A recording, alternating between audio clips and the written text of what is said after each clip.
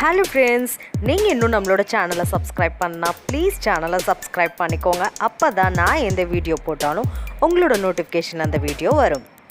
இப்போ வாங்க நம்ம வீடியோக்குள்ளே போகலாம். இன்றைக்கி நாம் புடலங்காய் கூட்டு செட்டிநாடு ஸ்டைலில் எப்படி வைக்கிறது அப்படின்னு தான் பார்க்க போகிறோம். இதுக்கு பாசிப்பருப்பு சின்ன டம்ளரில் 1.5 டம்ளர் அளவு பாசிப்பருப்பை எடுத்து வேக வச்சுக்கிட்டேன். பருப்பு இந்த அளவு வெந்தால் போதுங்க. இது கூடவே தான் நம்ம எல்லாத்தையும் ஆட் பண்ண போகிறோம். ஸோ இது கூட ஒரு சின்ன சைஸ் பெரிய வெங்காயத்தை எடுத்து இந்த மாதிரி சாப் பண்ணி ஆட் பண்ண போகிறேன். ஸோ இப்போ நான் அதையும் ஆட் பண்ணிக்கிட்டேன். இப்போ அதை நல்லா மிக்ஸ் பண்ணி விடுங்க. நம்ம புளிக்குழம்பு வைக்கும்போது இந்த மாதிரி ஒரு கூட்டு வச்சோம் அப்படின்னா ஸோ அதோட காம்பினேஷன் ரொம்பவே சூப்பராக இருக்கும். ஸோ இன்றைக்கி எங்கள் வீட்டில் புளிக்குழம்பு தான். இது கூட நான் சின்னதாக இந்த மாதிரி புடலங்காயை நறுக்கி எடுத்துக்கிட்டேன். ஸோ இந்த புடலங்காயை இது கூட ஆட் பண்ணிடலாம்.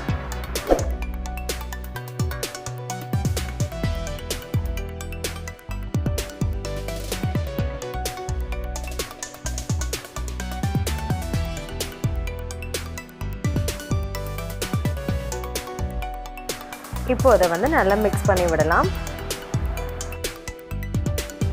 இது கூடவே தேவையான அளவு உப்பு ஆட் பண்ணிக்கலாம்.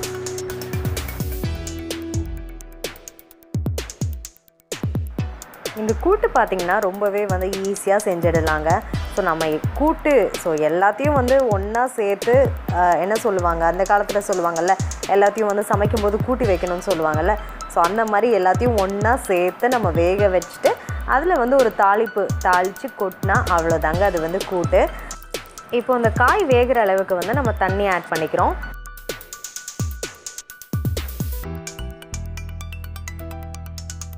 இப்போ இது கூட சீரகத்தூள் ஆட் பண்ணுறோம். 1 டேபிள் ஸ்பூன் சீரகத்தூள் நான் ஆட் பண்ணிக்கிட்டேன்.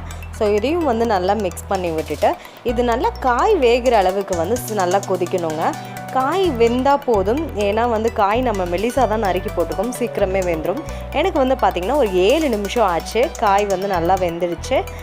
இப்போ பார்த்திங்கன்னா தெரியும் உங்களுக்கு, காய் நல்லா வெந்துடுச்சு.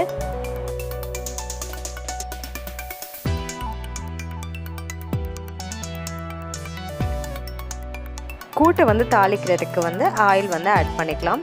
ஸோ நான் 2 டேபிள் ஸ்பூன் ஆயில் ஆட் பண்ணிக்கிட்டேன். அது கூட அரை டேபிள் ஸ்பூன் கடுகு, அப்புறம் அரை டேபிள் ஸ்பூன் உளுந்து. ஸோ இது நல்லா வெடித்து வரணுங்க. அதுக்கு இடையிலையே 3 வரமிளகாவை எடுத்து நான் நல்லா கிள்ளி இந்த மாதிரி எடுத்துக்கிட்டேன். ஸோ இதையும் நம்ம இதில் ஆட் பண்ணிக்கலாம். ஸோ இது நல்லா கலர் ஒரு மாதிரி நல்லா ரோஸ்ட் ஆகும்போதே நம்ம கருவேப்பிலையும் இதில் ஆட் பண்ணிக்கலாம். எல்லாமே நல்லா பொரிஞ்சிச்சுங்க. இப்போ இதை நம்ம கூட்டில் ஆட் பண்ணிக்கலாம்.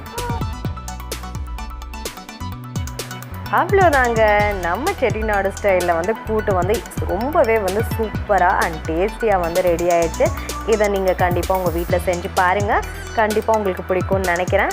ஸோ மறக்காமல் நீங்கள் இன்னும் நம்மளோட சேனலுக்கு சப்ஸ்கிரைப் பண்ணலன்னா சப்ஸ்கிரைப் பண்ணிவிடுங்க. அப்போ தான் நான் எப்போ வீடியோ போட்டாலும் என்னோடய வீடியோ உங்களோட நோட்டிஃபிகேஷனில் வரும்.